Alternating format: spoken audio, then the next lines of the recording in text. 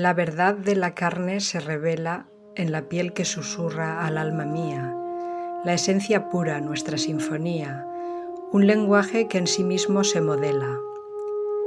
En el abrazo tierno se despierta el amor sin fisuras ni agonías, dos seres que en la noche todavía en la pasión ardiente se conciertan. El paseo por el cuerpo, ruta amada, cada recodo un verso sin censura, un viaje por la piel en la alborada. En este rincón secreto de hermosura, el cuerpo y el amor, línea estrazada, la fuga de la vida es mi armadura.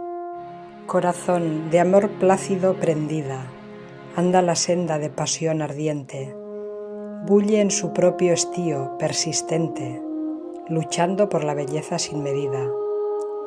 En la guerra por el poder, la vida herida, el alma se debate entre lo urgente y esta batalla de alegría ausente trae el amor para la despedida. En el crisol del tiempo y el desvelo, tu corazón luchando en la tormenta busca la paz y el bien con desconsuelo.